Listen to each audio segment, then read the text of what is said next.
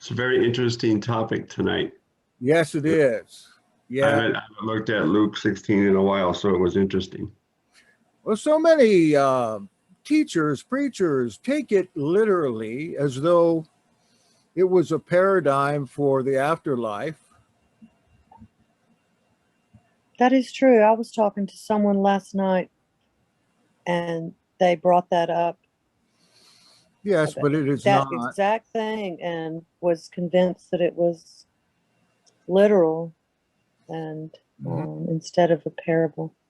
It seems like Yahshua explains or gives a moral for every time he does a parable, allegory at the end, which he does here too.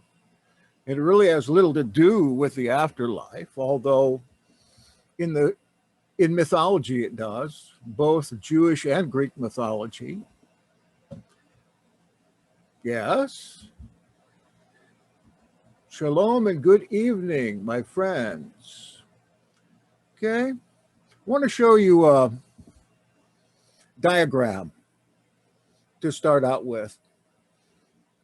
It's very crude. I made it probably back in the 80s when computer power wasn't what it is today, and I probably wouldn't know how to do it today anyway. Here it comes.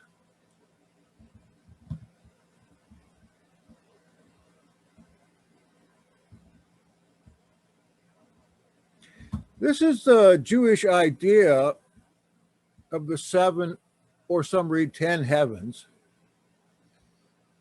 And I would just prefer to use the term spaces than heavens. Heavens gives us the idea that everything else up in the sky someplace. In fact, if you got something to say, just break in. In fact, some of those heavens are not in the sky, but they're in the earth, according to the Secrets of Enoch and other texts. This is not really explained anywhere in the Bible, but this is what was believed according to the Secrets of Enoch in the 1st century AD. And the model here does fit the descriptions that we find, what little there are of them, in the New Testament. The first heaven is right here. The first space is on the earth. You're in the first heaven right now. Here we have Jerusalem, the highest place on earth. Outside of Jerusalem, we have the Hinnom Valley, Gehenna, the word that is often translated in our Bibles as hell, unfortunately. The Hinnom Valley was the Jerusalem trash heap, as you probably know. There lived lepers. There was where all the offal, O-F-F-A-L, was taken from the temple and dumped. There were worms and fires. The smoke was always coming up, always casting a pale over Jerusalem. And we go back to the name Hinnom Valley, clear back in the Old Testament. I'm thinking Judges, but maybe not. And it was thought that under the trash heap was a shaft going down into the earth. By the way, if you look up Gehenna now, it's a beautiful garden-like atmosphere. Of course, by now it's all cleaned up, grassy place where people take their children, a place where people take picnics and take their camera to take pictures. The shaft would go down into the earth where it would intersect 2 heavens, spaces. The first we know as a second heaven from Genesis 6, the place of the so-called men of renown from Genesis 6. It's a pretty strange way to describe the place where these people supposedly were, men of renown, more like men of infamy, including apostates and tyrants. Tyrants, when I say that, I mean this was the place where also the offspring of the Nephilim were kept. I call them Gibborim, which also means tyrants. At the end of the shaft was the fifth space, which is called in the letters of Peter, Tartarus, a Greek name. There were fallen angels in there. Nephilim, the watchers were in there. They're being held. These were two prisons. Second heaven holding the offspring of the Gibborim, or of the Nephilim, and the fifth heaven holding the Nephilim. Now, in the scripture, it talks about the Nephilim in the fifth heaven crying for the loss of their children that were so close, yet they couldn't be seen. They couldn't be visited. And their children in the second space cared nothing for their parents, cared nothing about being with their parents. So on this side, there was anguish and grief. On this side, sociopathy, I guess you'd say. They didn't really care, but they were in prison. In the shaft, the entrances to both of these were locked up. That's why the angel of the bottomless pit has a key. Apollyon, Abaddon, the destroyer. There's a time, according to Revelation, where he goes down in there and unlocks these shafts. And all these wretched devils come up upon the earth to once again vex humanity. You might think that that time is now. I had a vision in the Kmart one time. I was standing before a display of all the different types of little figures that children play with, Transformers, Yodas, etc. I can't remember all they were. And then I was transported. I saw what I considered to be the earth opening up. A big old hole with no perceived bottom. And these things, in the guise of these little figurines that look so innocent, coming out of that shaft, except they were big and they were armed. And they weren't very happy. They were coming out as angels to war. And smoke rose up out of them with them, and they marched off from there. And that was my vision, the only one I ever had. In the middle of the earth was the lake of fire. That lake had a river, or a gulf, or I should say a river. A gulf was on either side. And on one side of the river, in the third space, was Hades, where supposedly the souls of people would go. The immoral, sodomites, exploiters, idolaters, magicians, the ungodly, fornicators, all the rest.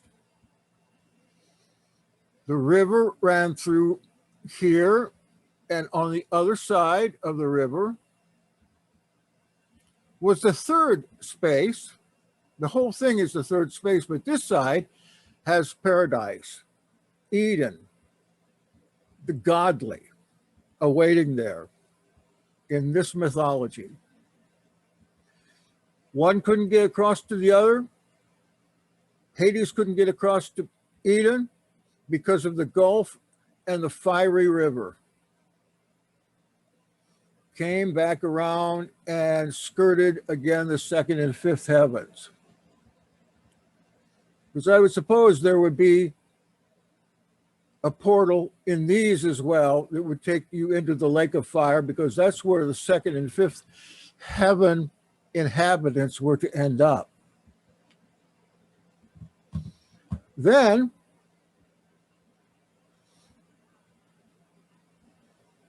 we have the fourth heaven, the stratosphere, the place where the sun, moon, major stars go, the angels, watchers, and the rotational mechanics of the sky.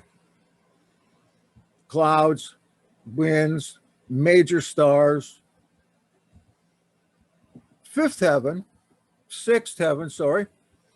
angelic managers who oversaw the stratosphere, oversaw the weather, the calendar, kept everything in their proper courses. And finally, the seventh heaven or space. This was the abode of Elohim, cherubim, seraphim, Ophanim, Urim, and the rest of them. Hold just a second, please.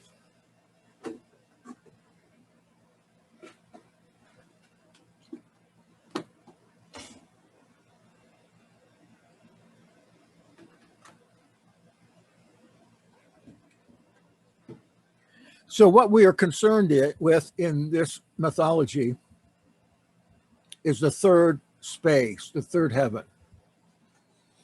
The difference between paradise and Hades. Let me say that I was reading a couple of years ago a Presbyterian theology book, or I guess you'd call it a discipline. And this setup right here was how they described the way they believed. And that actually Jesus was here in the third heaven. And the rest were over here. Jesus in Hades, in the third heaven, he was there with all his children. All those that had been godly and died, and their immortal souls going down into this place, I guess awaiting the resurrection of the dead. But I never read anything in that book about the resurrection, just that here they were to stay, that they're having a jolly good time, that they had mansions on hilltops, and that they all came down for fried chicken with Colonel Sanders in the great kitchen in paradise. So let's go on. Comments?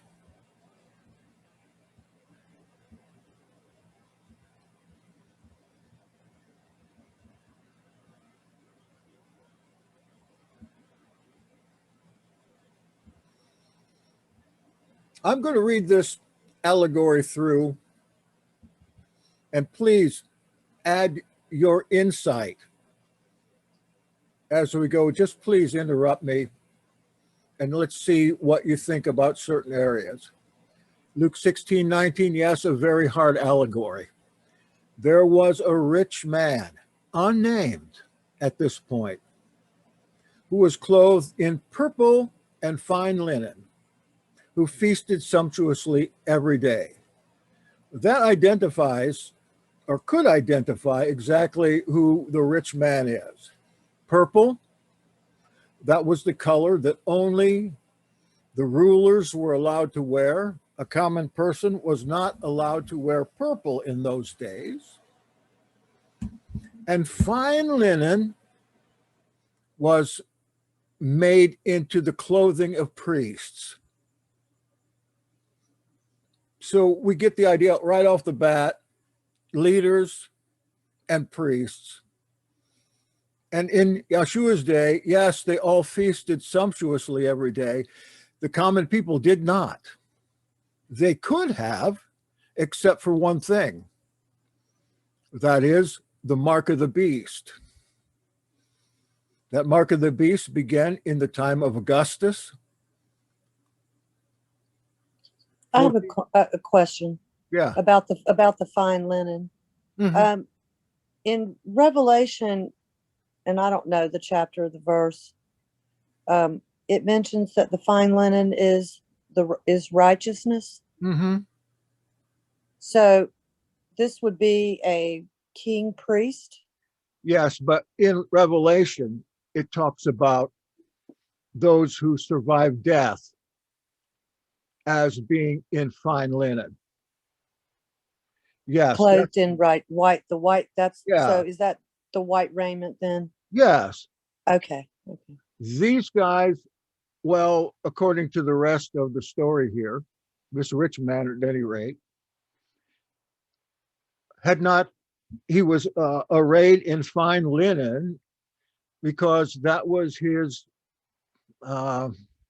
mundane job.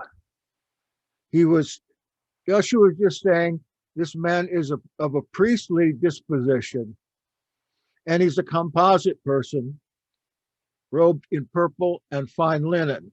Priest leader, priest ruler, who ate great every day. As I was mentioning, the poor people did not, because of the tax stamp, the mark of the beast. The tax stamp was given to everyone who could buy and sell, who paid the taxes.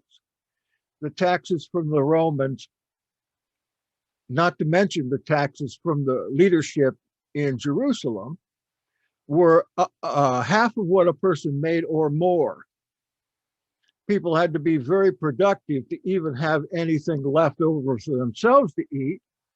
And if they didn't pay the tax, they were given the tax stamp.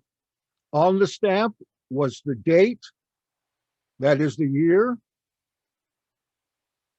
Take 66, for instance, the year 66, and Nero, his name would be on there, and the year 66, and sometimes his picture, or there would be a picture of some kind of produce, so you would know what that was for. So actually on this tax stamp, I've got a picture of one of them. In the year 66, you got 2 sixes, and you got Nero on there, who is the 666. Neron Kaiseros comes out to 666. He's also mentioned in the Sibylline oracles, prophetic text that both Romans and Christians use, that name him as the Antichrist, and that comes from his very day. The Antichrist and the beast. He gets both titles. Sibylline oracles. Look it up sometime. But at his gate lay a poor man named Lazarus, full of sores. Well, I'm assuming, because Abraham is in here, that Lazarus is Eliezer of Damascus. Perhaps you remember his story. Eliezer of Damascus was likely the same senior servant in charge of all Abraham's possessions, who many years later was commissioned by Abraham to go and find a wife for his son, Isaac, from among Abraham's own relatives in his native land. So you're going to have to excuse me just a moment, because my mouth is dry. I guess it's because I'm so nervous. I have to go get a glass of water, okay? Will you hold on? Sure. Okay.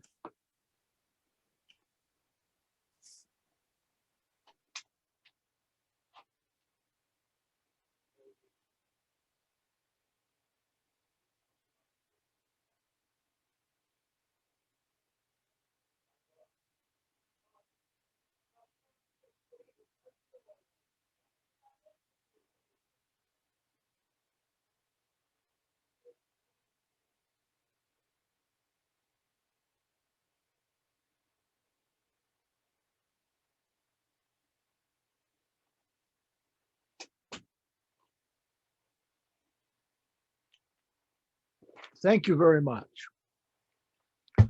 Better. That story is in Genesis 24, 1 through 9. One story says that Lazarus was a slave who ran into Abraham's camp for sanctuary out of the blue. When his owners caught up with him to kill him, Abraham instead purchased Lazarus and set him free. Lazarus gratefully pledged his service to Abraham for life, saying, "Master, to whom shall I go?" Lazarus served Abraham faithfully until his death. I believe that that is from the book of Yashar. It's been a long time, and I didn't note where it was from, but I'm pretty sure it's from the book of Yashar. And an interesting thing about that is he says, "Master, to whom shall I go?" Isn't that the same thing that Kipha said? Maybe up in Caesarea Philippi before the mouth of Baal in Banias. Remember that story? Who do they say I am? Maybe not there.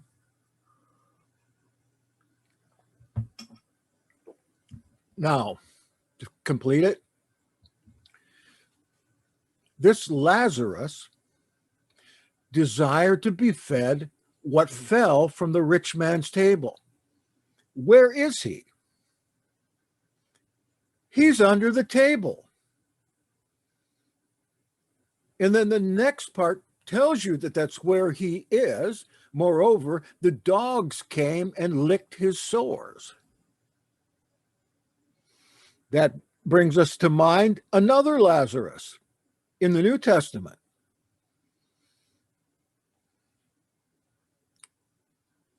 The one that was the leper, Simon the leper, who was the friend of Yeshua and harbored the family and was, if I'm not mistaken, the father of in Bethany of Mary and Martha and Lazarus. Some say that Lazarus himself was a leper. So he's under the table, he's beneath with the dogs, getting the crumbs, and the dogs are licking his sores. Disgusting. We'll see this turned around a little later. The poor man died and was carried by the angels to Abraham's bosom. Now, remember, if we're going to interpret any of this literally, we have to interpret it all literally. That's how Yeshua rolls. And don't forget what he said. It's recorded in Mark regarding why he speaks in parables. So they won't understand. There were certain ones that were going to get it, that he needed, and certain ones that weren't.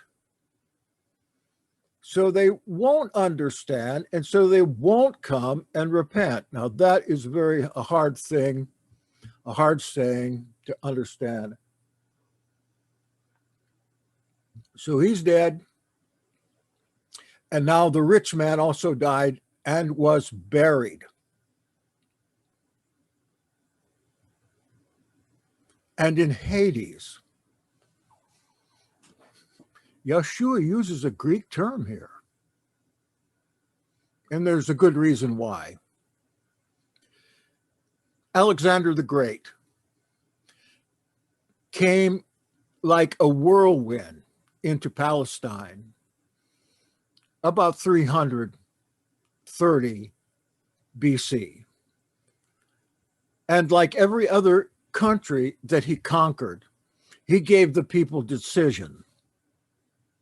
Drop all your customs, drop your religion, drop the way you dress, drop your language, receive all the benefits of Greek culture, including the gymnasium, the Olympics, Greek foods, pigs. Drop all these things and pick up the Greek way, and we'll let you alone. Else, if you resist, we're going to come in and take all these things away from you anyway. This is illustrated by the conquest of Antiochus Epiphanes in the days of the Maccabees, and also by Pompey, the Roman general, 60 BC, in the days when Israel asked the Romans to come in, and they just simply took over. And so throughout the last 300 and some years,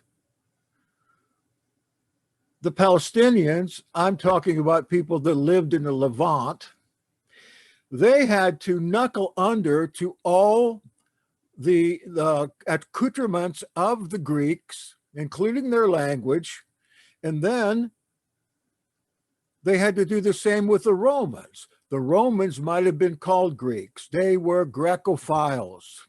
They loved the Greek ways, and they tried very hard to imitate the Greek ways. In fact, the Romans, they spoke Greek. Only in their base communication did they speak Latin. So by this time, by the time Yeshua is speaking this in Galilee, the majority of the people there spoke Greek. They might have known Aramaic because maybe their family grew up with the Aramaic language, but because this occupying armies had been there for 300 years, think if the same thing had been happening here, then our customs would have changed greatly. I don't know if you took a look at the Man in the High Tower, that television special by Philip Dick. With the exception of the last season, you have the story where Germany won the Second World War. They had developed the A-bomb, bombed the United States. Japan had breached the West Coast. And now the United States was broken into three sections.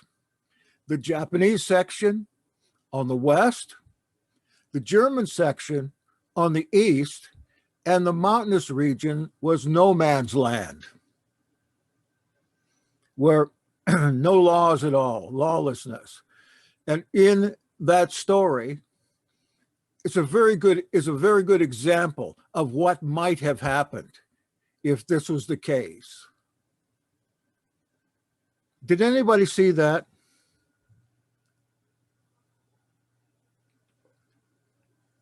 Is it called The Man in the High Castle? That's right. The Man in the High Castle. Sorry. My memory. No, I don't have TV. So. All right.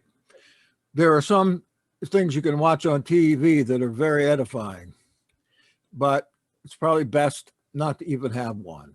But if you get a chance to watch this, or if you want to watch it with me on Zoom sometime, I like to do that again. Is it like a documentary style or a drama? It's a drama, but it's very much like a documentary. Okay. It's very good, with the exception of the third season. Then it falls into American cultural nonsense.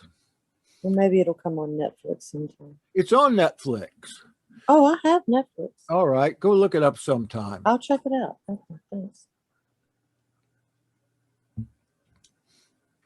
So in Hades, a Greek underworld, third space or heaven, being in torment, he lifted up his eyes, he's looking up, and he saw Abraham far off and Lazarus in his bosom.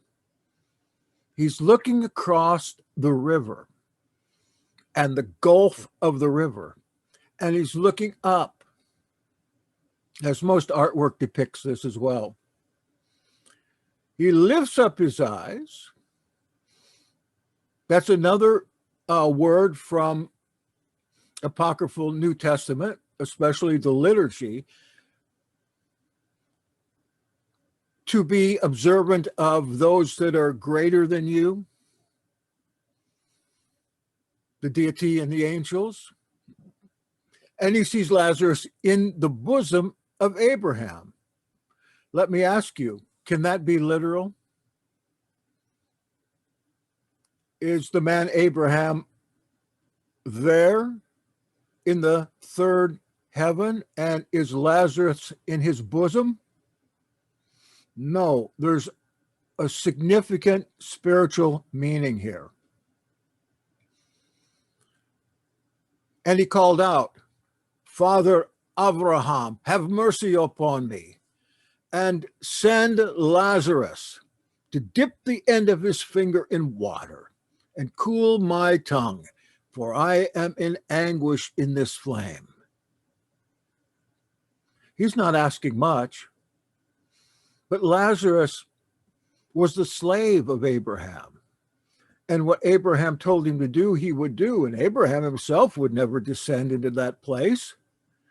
And dipping the end of the finger in water is not going to cool even the tongue or any kind of the type of anguish a person would have in the flames.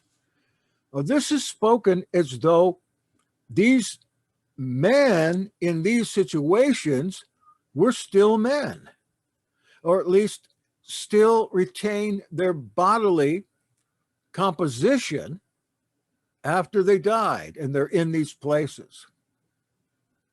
But Abraham said, Son, remember that you in your lifetime received your good things, and Lazarus in like manner evil things, but now he is comforted here, and you are in anguish.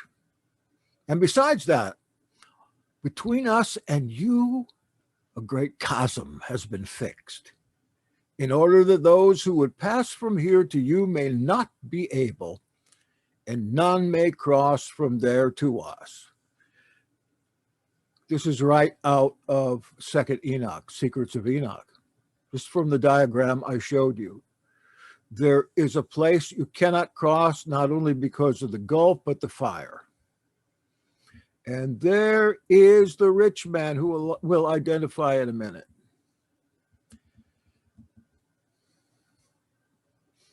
The rich man said, or oftentimes this is, the title of this part is in Latin, Dives, D-I-V-E-S, in Hades. That's Latin. It means rich in Hades.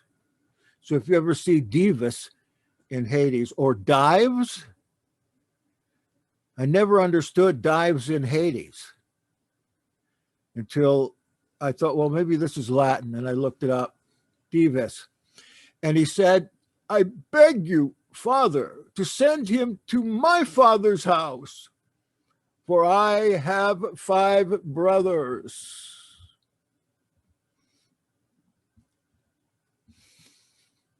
Judah is the rich man,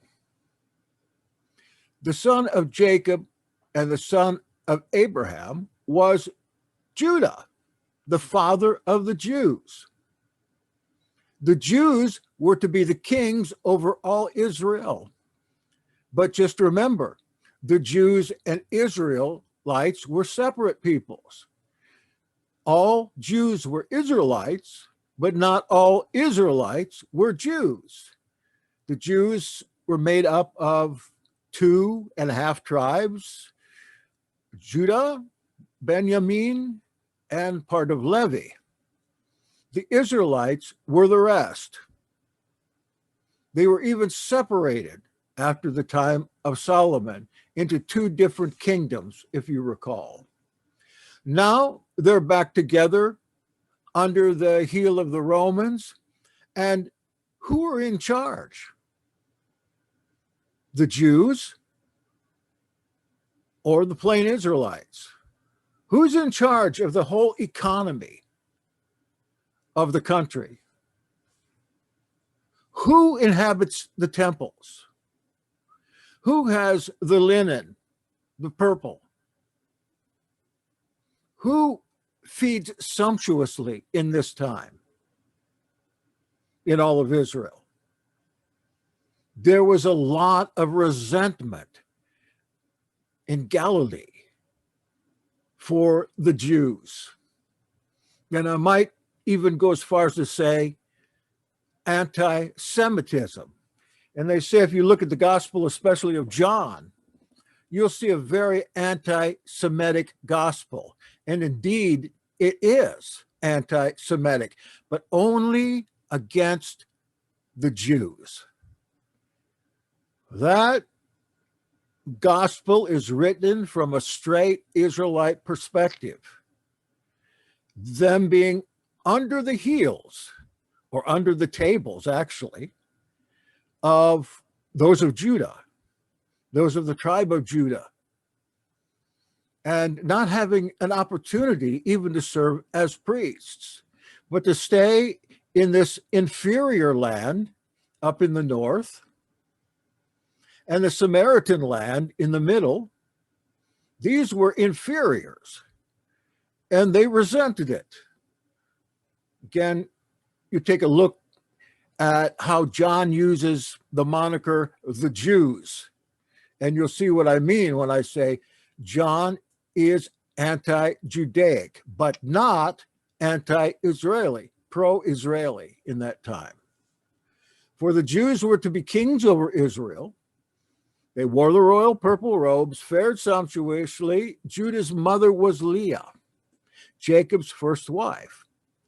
Leah bore 5 more sons for Jacob: Reuben, Shimeon, Levi, Issachar, and Zebulun, plus a daughter, Dinah.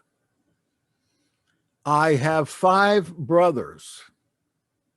Go to my father's house and warn my 5 brothers.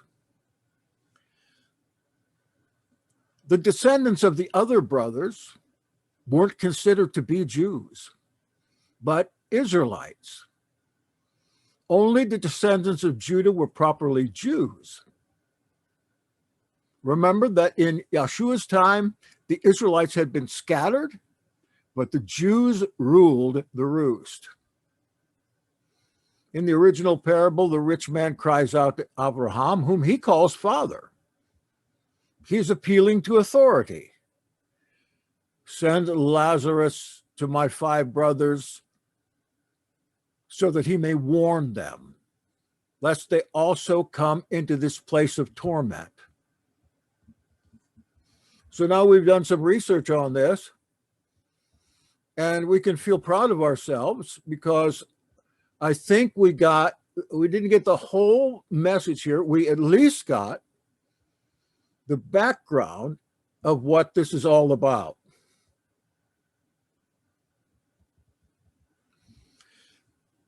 But Abraham said, they have Moses and the prophets. Let them hear them. And he said, no, Father Abraham. But if someone goes to them from the dead, they will repent. People today are seeking ghosts.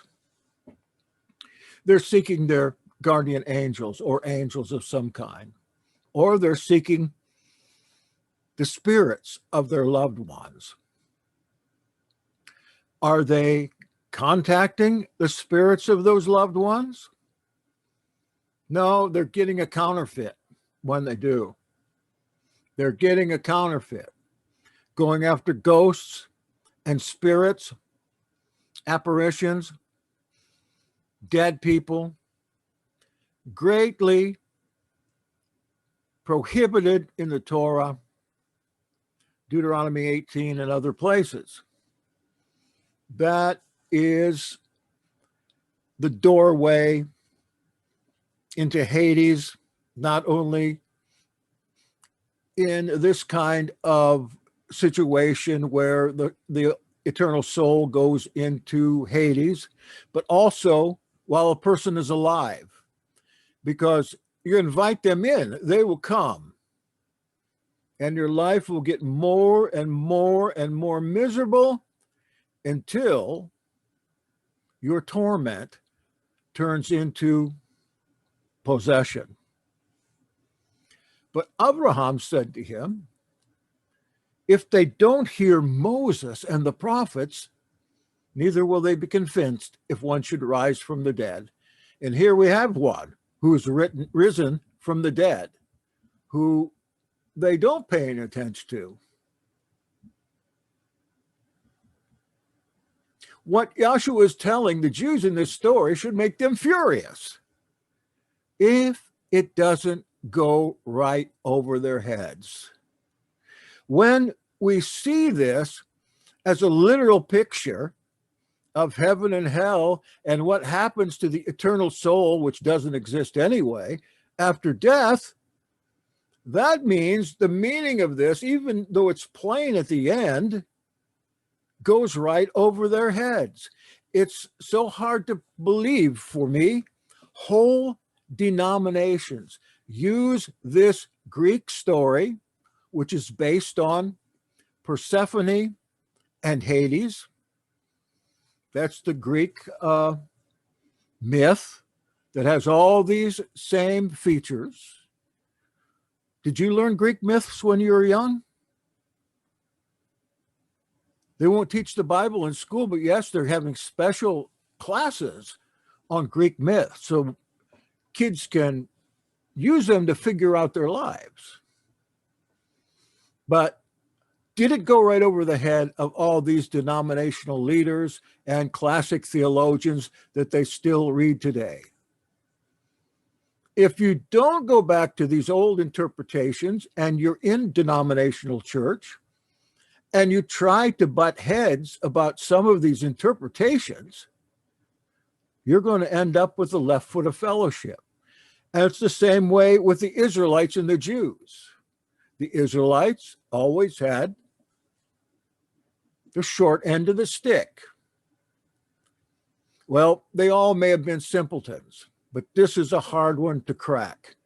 The rich man, Judah, that is the Jewish leadership in Jerusalem, lived in fine palaces and had it made, while the poorer priests that were up, say, in Galilee or in the dispersion, well, we read in Acts that the Jews in Jerusalem wouldn't even send them their part of the tithe, that they were all starving to death, the poorer priests.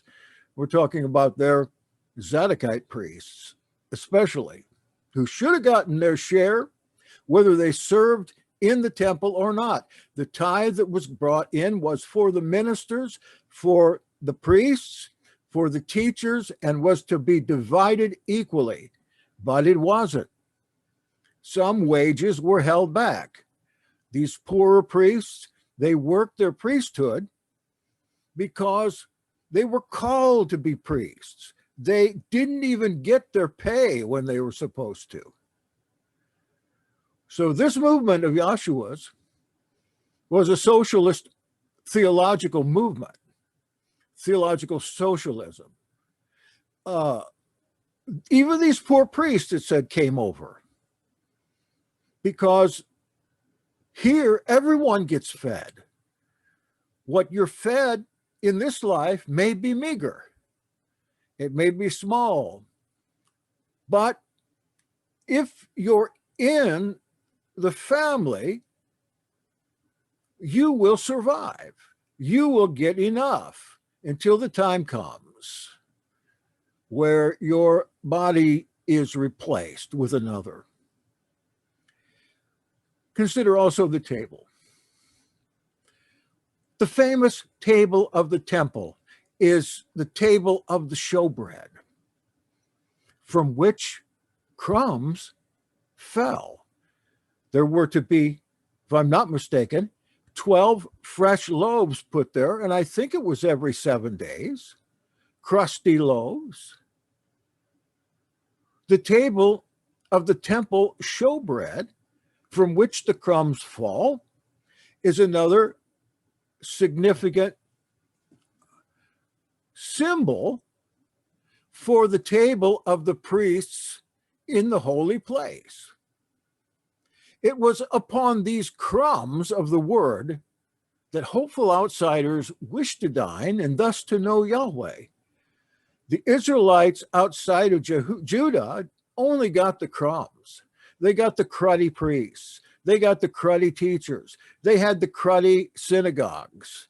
Everything they had was cruddy. Their homes were cruddy. Their animals were cruddy, and they were taxed to death, while the Jews in Jerusalem still continued to sumptuously dine because they were in collusion with their overlords. But those of Israel, whatever happened to sift down, trickle down to them, they were glad to have, because their sustenance was indeed just the crumbs. Outside Judah's gates is Lazarus, a slave, not a servant. The word there in Greek is doulos, which means a slave. In fact, just about all where it says servant in the New Testament should be slave. I wonder why they changed that to servant instead of slave. Can you have any idea? It's a wonderful thing to be a servant, but not a slave. Yet all these people in the New Testament that served Yahshua and other people were slaves. And Lazarus is here with the sores of leprosy. The lepers were sent over to Gehenna to live on the shores of that burning fire all the time, and just taking the crumbs, the handouts, stale loaves, cabbages, rotten produce thrown over the gulf to them, while on the other side of the gulf was the fire.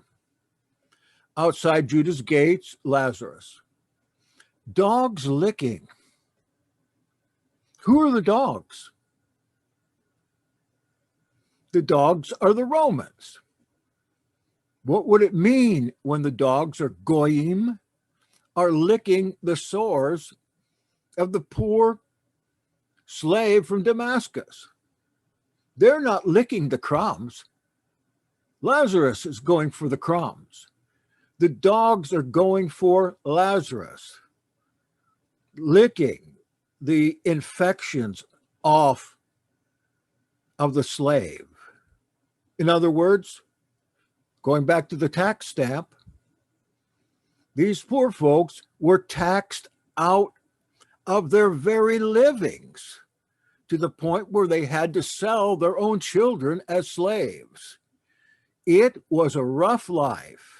And everywhere you went, especially in Galilee, were thieves and robbers who robbed you and then split the money with the Judean temple Jews and with the Romans.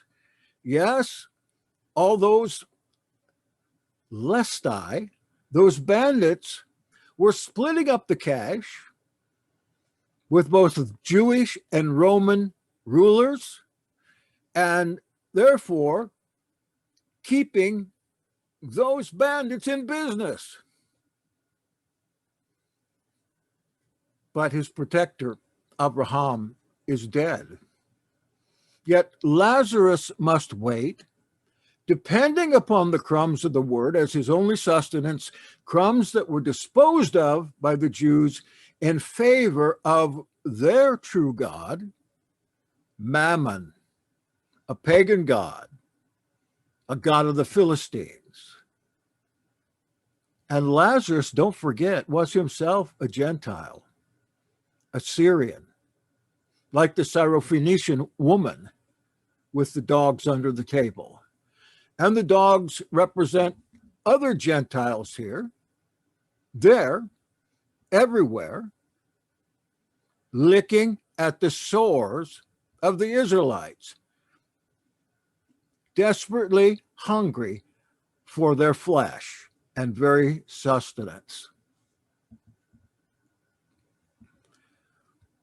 So the moral of the story: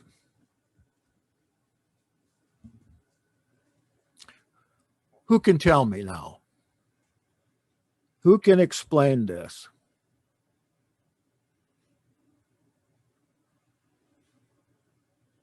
Have I been poor in my explanation?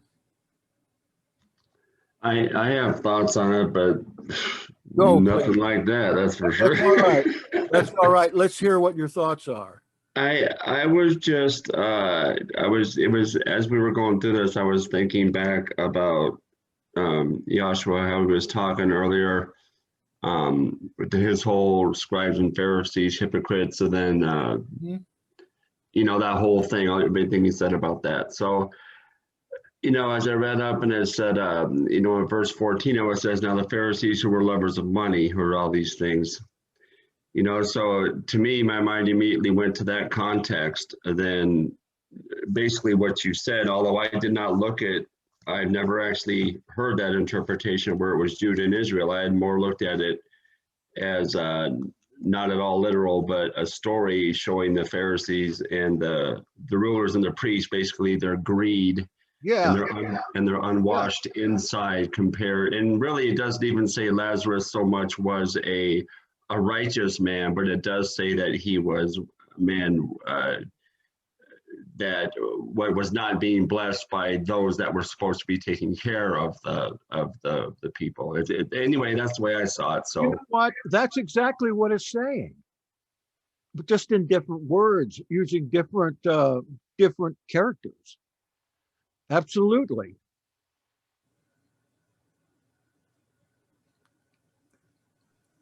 one thing you were saying earlier, though, Jackson, about how you said that there was a lot of denominations that have used this as like a literal thing, and Yeah. you know, I can remember sitting in pulpits of different churches listening to this, and actually, I'm ashamed to say, I actually preached a sermon in a Baptist church one time on biblical hell, I called it, and this was, of course, one of the verses I went to, and so. Here it is. And I was taught the same thing. In fact, where I work, I hear this all the time. It just galls me to no end. I'm not allowed to say anything. I got kicked out of the Sunday school class several years ago because the teacher never showed up and nobody else could teach there other than just sit there for an hour. I taught the class. Well, I did it for about 6 times before the head deacon came to me and he said, we're not interested in the truth. We're only interested in Baptist theology.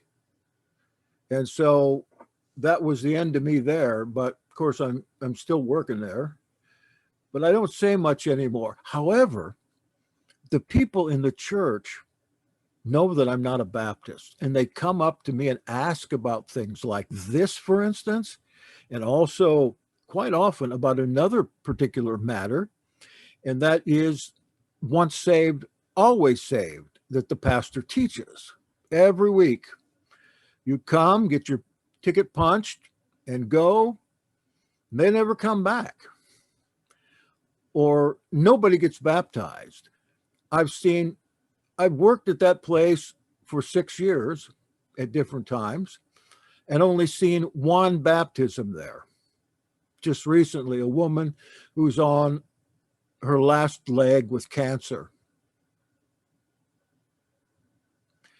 So you wonder why, if the man represents Judah or Pharisees or Sadducees, why is it that Judah went to the bad place?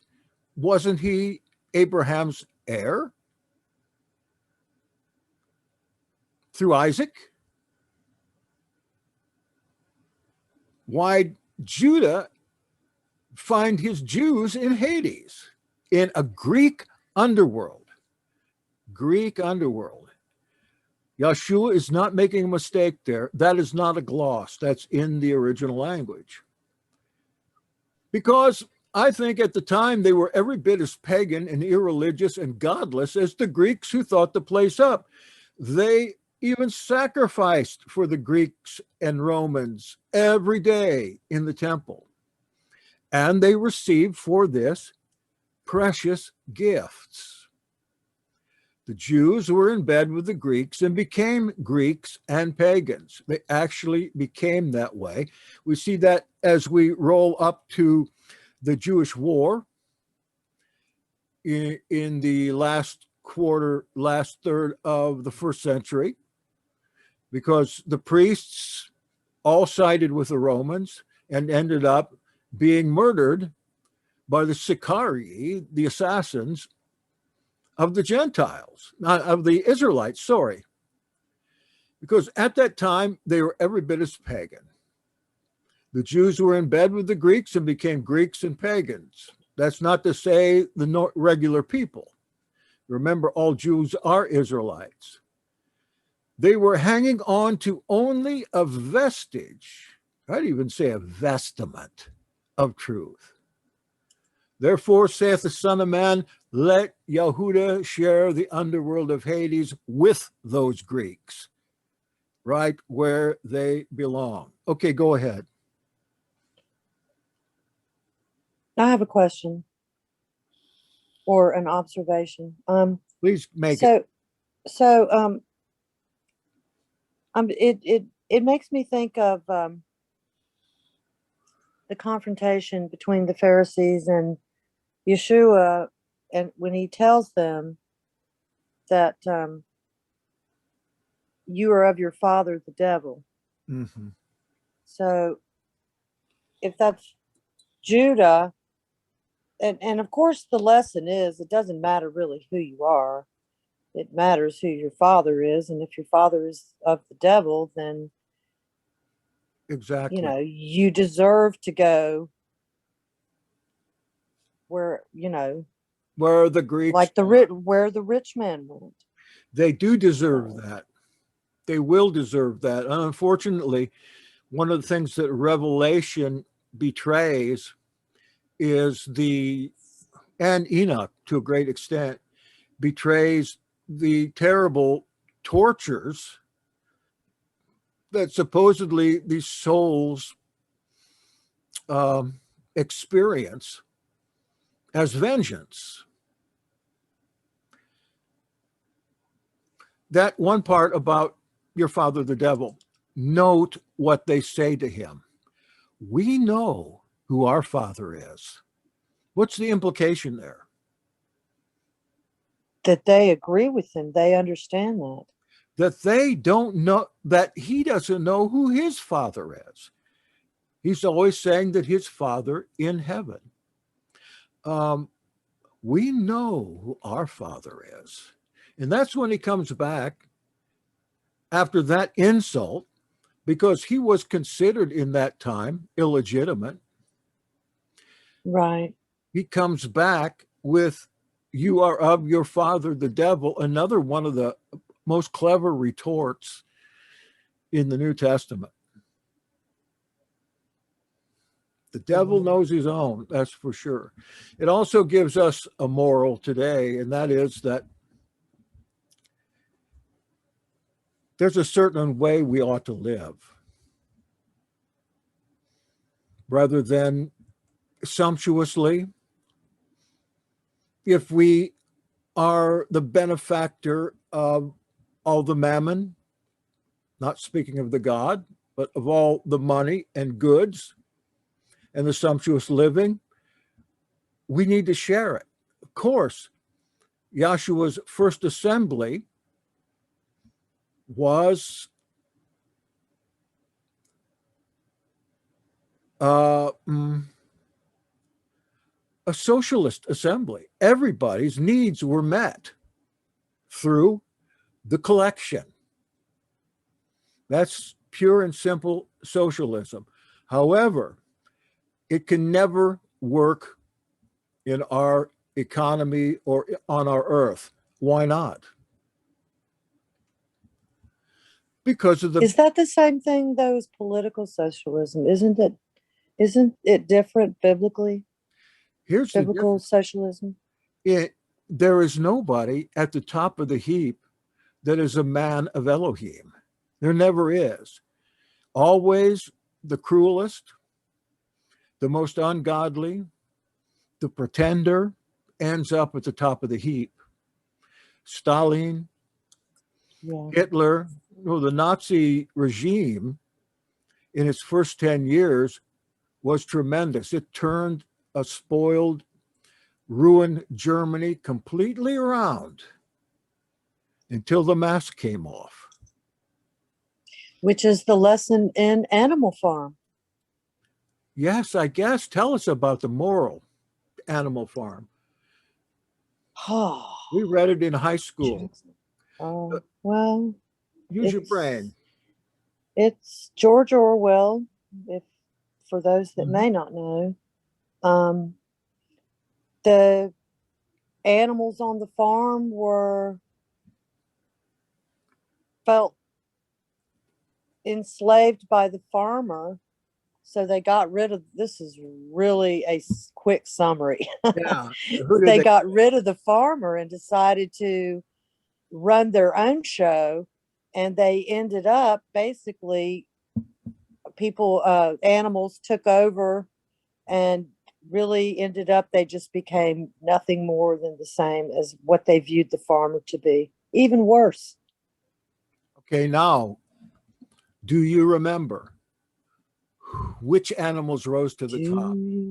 The pig was one of them. Pigs. The pigs, exactly. And 1984, or Animal Farm and 1984 are both allegories of communism on the earth. Right. And that is the problem with socialism. There's always a despot, if not at first, becoming a despot. I think in our situation right now, we got this old man who's feeble, been in politics 50 years.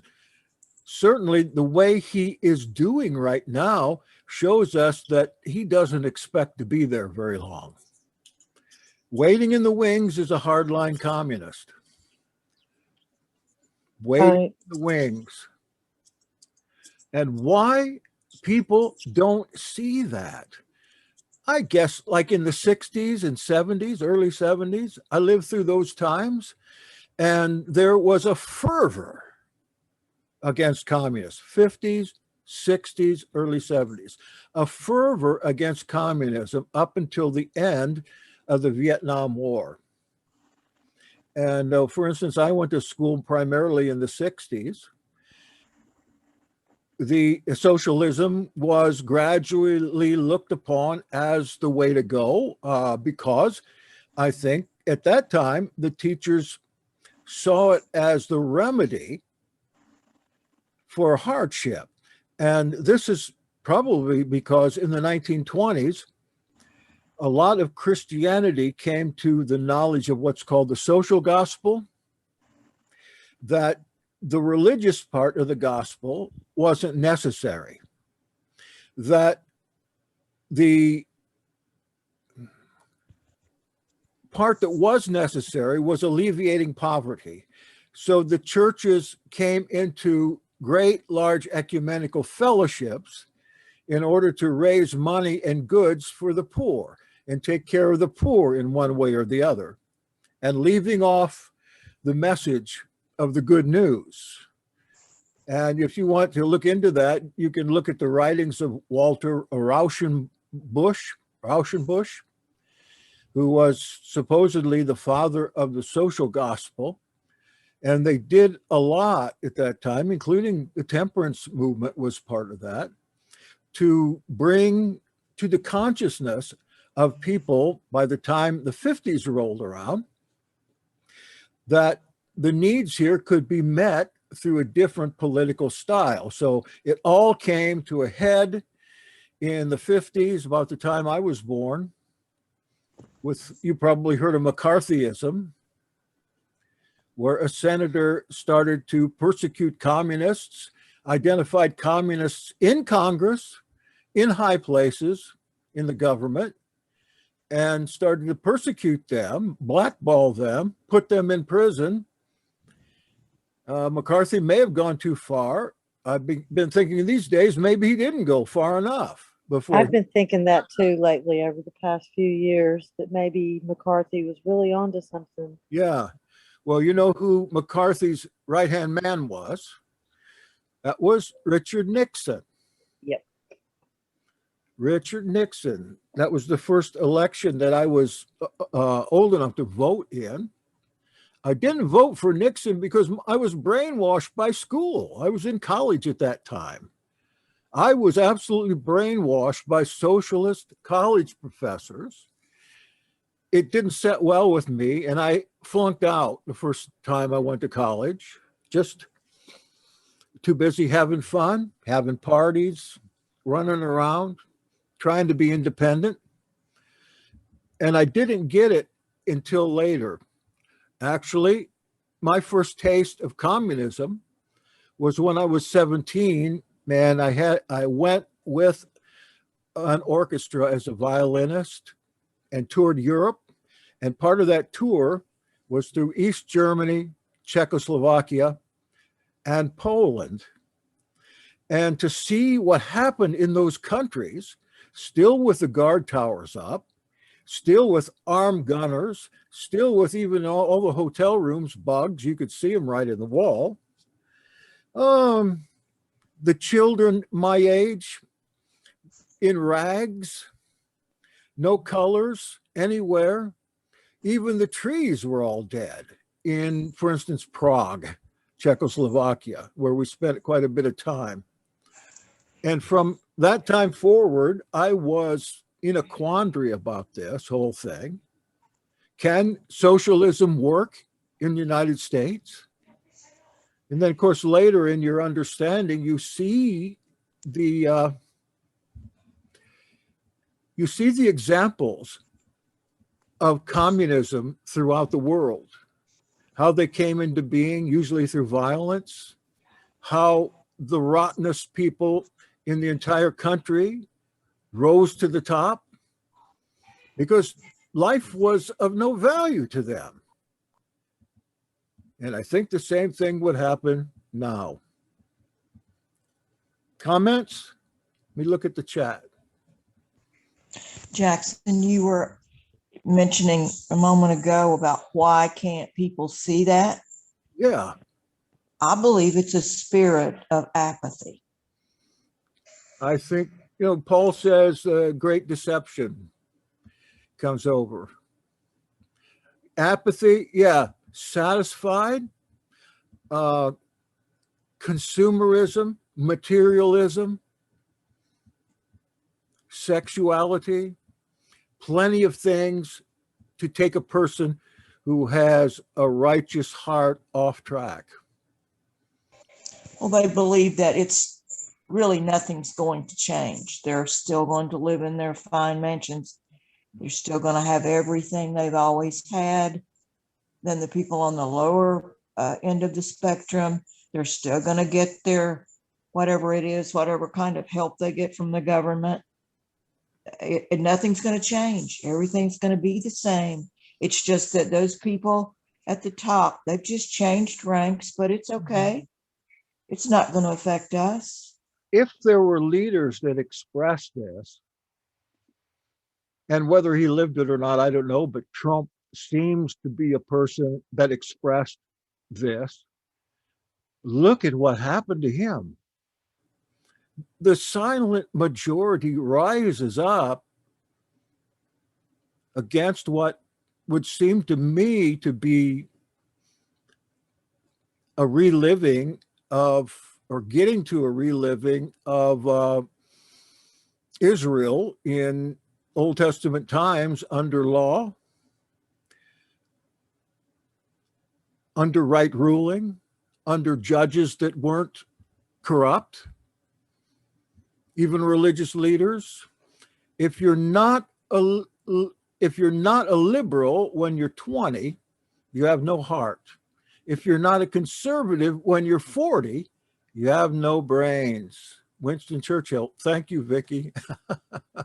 That's really nice. Very good. That reminds me of you were talking when you were in college, how you were brainwashed. Mm-hmm. Yeah. Well, then I went to college later on True. in the 90s, 80s and 90s when I was mature, and things were a lot different. Yeah. I kicked against the pricks a lot, especially in religion school at Emory. And I got in a lot of trouble. And I feel like I got even a demonic spirit during that time. I was feeling so rebellious about what they taught, but I maintained a 3.89 average anyway. I should have gone on, just gone on after the master's degree, but I thought I can't put up with this. See, the preaching teachers were all homosexuals. A lot of the interns were homosexuals. The male teachers were irreligious, and they're working in a theological seminary, which doesn't make any sense. People nowadays seem only to care about the next stimulus check. I've been thinking about this too. I'd love to have a stimulus check. And of course, I'm going to take it if and when it comes. I wonder sometimes if it isn't, a good way to plunder the Egyptians. Yeah, well, why is it 14? I mean, they owe us so much money. Why They isn't it ripped us off. 15,000? Why isn't 20,000? Right. When a stimulus package, only 9% of it goes for stimulus? The rest goes Right. for cherry-picked projects of the liberals, like the Kennedy Center. I know. Billions to the what's that institution where the just slipped my mind.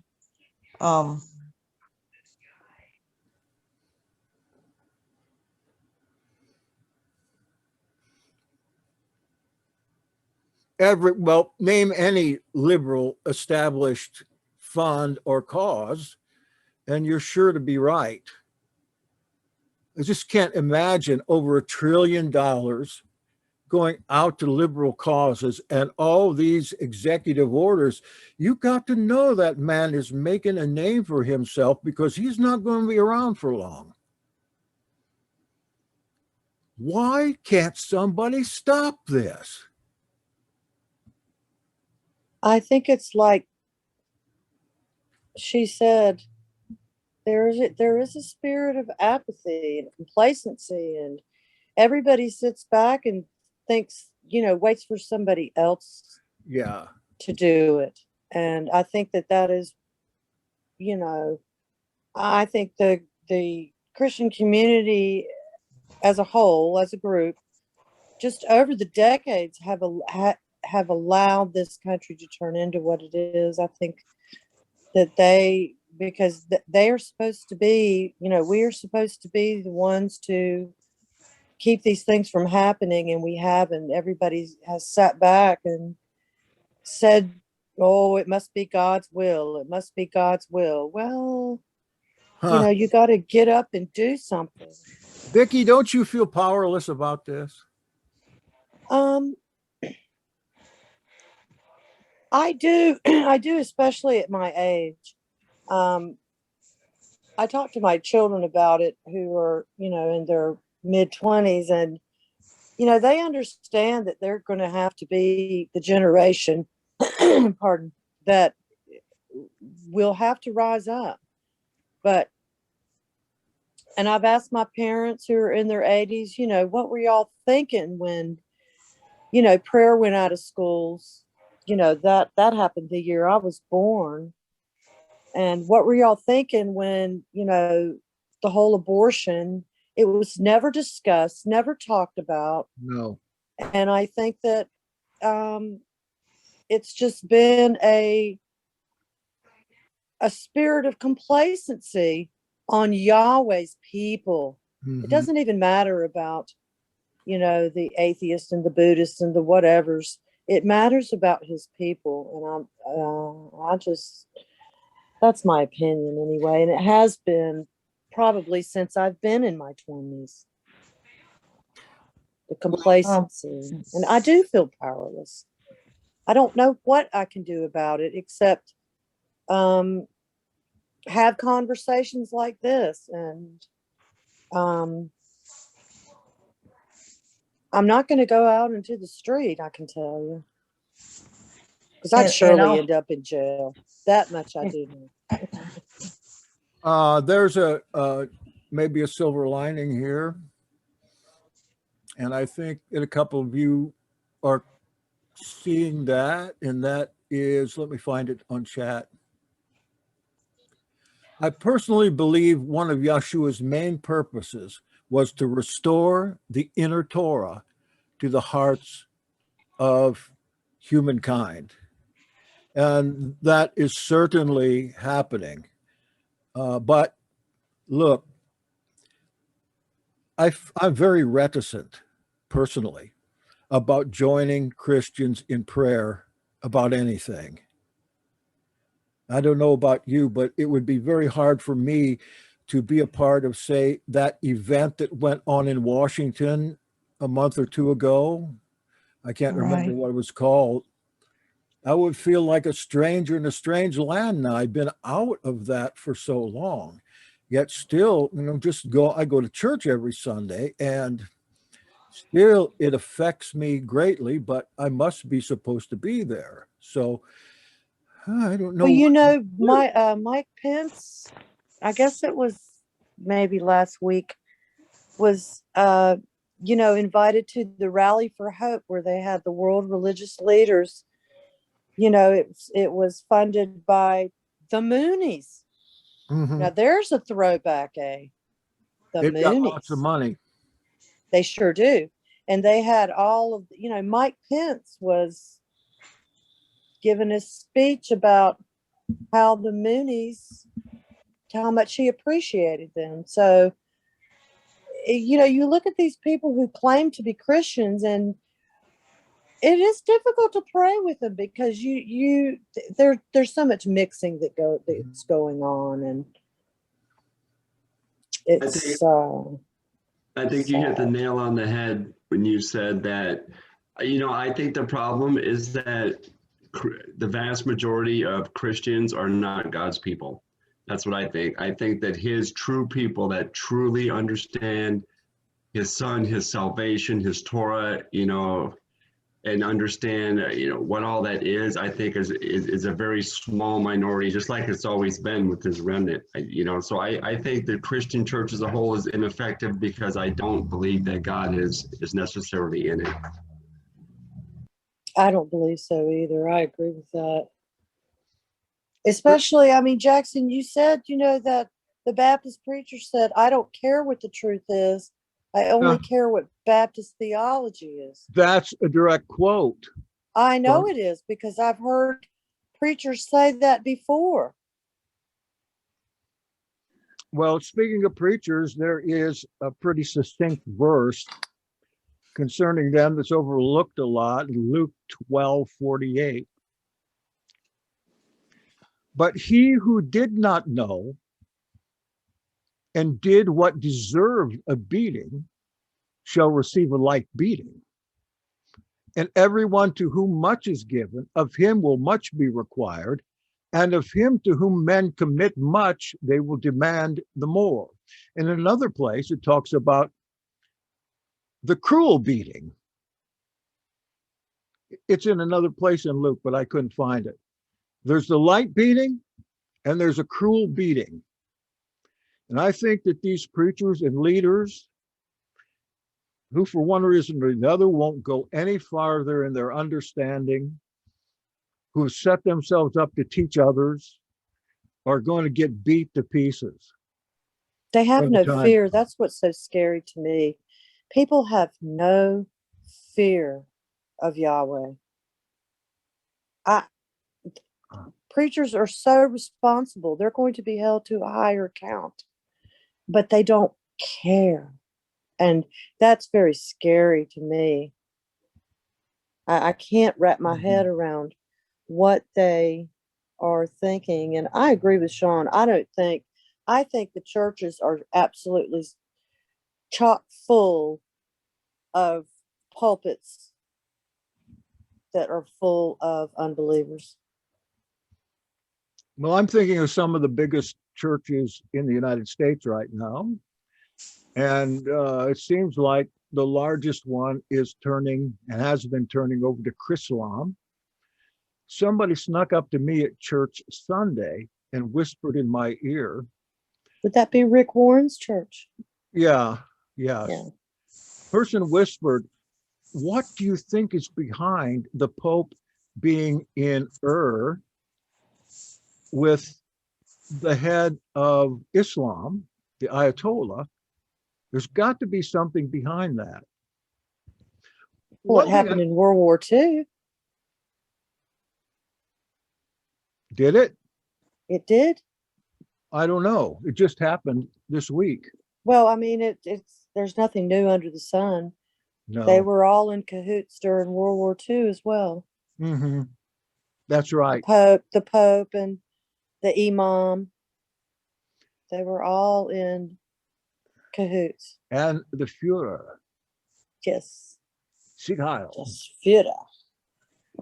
All right. We have any other comments tonight? I'm going to do more of this on Shabbat morning at the service. So part 2, I'm going to go into it a little further. I wanted to just say that I remember in the scriptures, it says that Yahweh's judgment begins in his own house. I almost hate to hear that. I mean, I think his own house, I guess, is supposed to be the greater Israel. Well, I guess you know what's going on in Israel. I don't know. Same old thing. There's something new happening. Well, not especially. It's just that it's being exposed. Mm-hmm. Okay. And Israel is not who. There's two factions in Israel. Is it the Holy Land now or the unholy land? Well, it's according to whom you are speaking. Mm-hmm. There are good people in Israel. There are good people in Israel, but the government is entirely wicked. Maybe you want to talk about that more later. I would like to hear it. Well, we're supposed to do this again on Monday nights. If you want to come, you can invite people if you want, if it's worthwhile. I know that I'm strung out and boring, but I think I do have some insight into these things that you may find useful. But I want to declare to you now that I believe, I should say, I hope for what Yeshua has promised. And when I speak about analyzing scriptures, it's not because I want to be sensational or negative. I just am a critical person and want to get to the bottom of it. Just this, no other message, no other topic. I don't have any other interests. That's probably not a good thing. But maybe I'll be able to change in the next couple of years. Maybe you'll help me. And I appreciate you being along. Thank you very much. Thanks a bunch, Jackson. It was great. And I'll say good night to you. Good night. Good night, all.